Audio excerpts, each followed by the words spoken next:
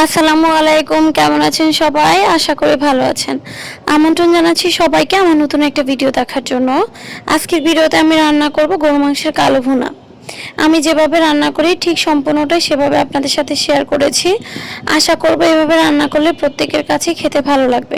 প্রথমে একটা কড়াইতে দিয়ে দিলাম বেশ কিছুটা সরিষার তেল, তার মধ্যে পেঁয়াজ কুচি। পেঁয়াজটাকে আমি হালকা বাদামি করে ভেজে নিয়েছি, বেরেস্তার মতো করবেও না।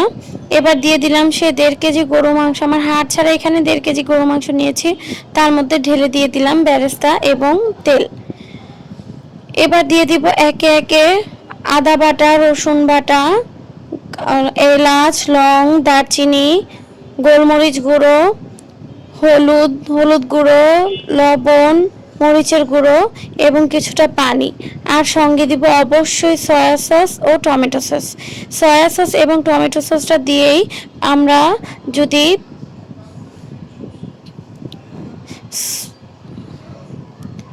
কালো ভুনাটা করি তাহলে এক্সাক্ট টেস্টটা আসবে। আর অবশ্যই আমি এখানে ব্যবহার করব, আমার যেহেতু আজকে কোনো মশলা আমি ঘরে বানাবো না, কালো ভুনার মশলাটা আমি বাইরে থেকে কিনে নিয়ে এসেছি প্যাকেট, সেই প্যাকেটজাত মশলাটা দিয়ে আজকে তৈরি করব। সেটা দিয়ে খুব ভালোভাবে মাখিয়ে চুলায় বসিয়ে দিব।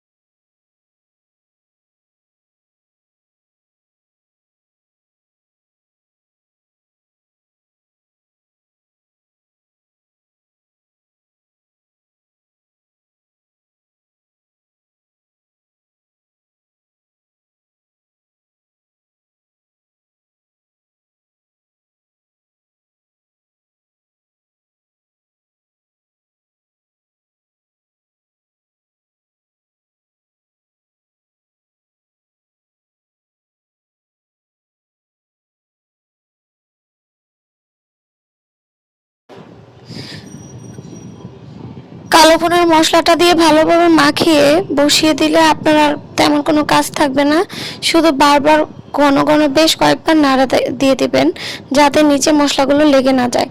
এবার আমি আমার মাংসটা দেখলাম আধা সেদ্ধ হয়ে গিয়েছে। এবার আমি কালো ভুনা মশলার ভিতরে যে ছোট একটা প্যাকেট থাকে সেটা বেশিরভাগটা দিয়ে দিয়েছি, দিয়ে খুব ভালোভাবে নেড়ে চেড়ে আবার ঢাকনা দিয়ে ঢেকে রাখবো ফুললি সেদ্ধ হওয়ার জন্য এবং তরকারির ঝোলটা ঘন হয়ে আসার জন্য। ঢাকনা খুলে এবার আমি কেটে রাখা গোট করে কিছু পেঁয়াজ কাটা দিয়ে দেব।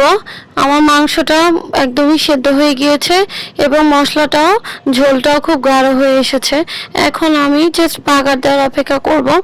আমি বেশ কিছুটা পরিমাণ তেল নিয়ে নিয়েছি কড়াইতে। তেল দিয়ে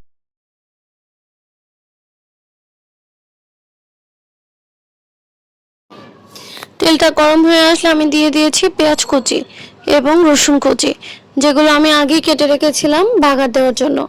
আমি এখানে ফোড়ন দেওয়ার একটা উদ্দেশ্য, ফোড়ন থেকে কালো ভুনার যে একটা টেস্ট সেটা খুব ভালো আসে। ফোড়ন দেওয়ার ফলে কালো ভুনাটায় একদম পারফেক্টলি কালার চলে আসে এবং গ্রানটাও অনেক মজাদার লাগে, যেটা খাওয়ার জন্য আপনার আগ্রহ আরও বাড়িয়ে দেবে। এখানে ফোড়নটা যখন ভাজা ভাজা হয়ে আসবে, একদম লালচে না করে আমি কিছুটা 2-1 চামচ মাংসটা তুলে দিব। রান্না মাংসটা তুলে দিয়ে ঢাকনা দিয়ে ঢেকে দিব। এর ফলে আপনার এটাতে স্বাদ গন্ধ দুইটাই বিদ্যমান থাকবে। এরপরে যখন ভাজা ভাজা হয়ে আসবে, পেঁয়াজ এবং রসুনটা খুব ভালোভাবে ভাজা হয়ে আসবে, তখন আমি পেঁয়াজ রসুন সহ মাংসটাকে ঢেলে দিব রান্নার কড়াইতে বা পাতিলে, যেটাতে রান্না করবেন সেখানে ঢেলে দিবেন। এভাবে দিয়ে রাখার একটাই উদ্দেশ্য হচ্ছে মাংসের ভিতরে ফোড়নের যে গ্রানটা সেটা খুব ভালোভাবে ঢুকবে। আর পেঁয়াজ এবং রসুনটাও পুড়ে যাবে না। আর অবশ্যই এই সময় চুলার আঁচটা একদম কমিয়ে রাখতে হবে, যাতে রান্নাটা আমার কোনো রকম পুড়ে না যায়, মশলা না পড়ে, পেঁয়াজ রসুন না পড়ে, সবটাই যেন ঠিকঠাক থাকে। এভাবে দিলে অথেন্টিক একটা কালার চলে আসবে আর টেস্টটা খুবই ভালো আসে। এক পিস খাওয়ার পর পর আপনার আরও কয়েক টুকরো খাওয়ার জন্য রুচি চলে আসবে এভাবে রান্না করলে।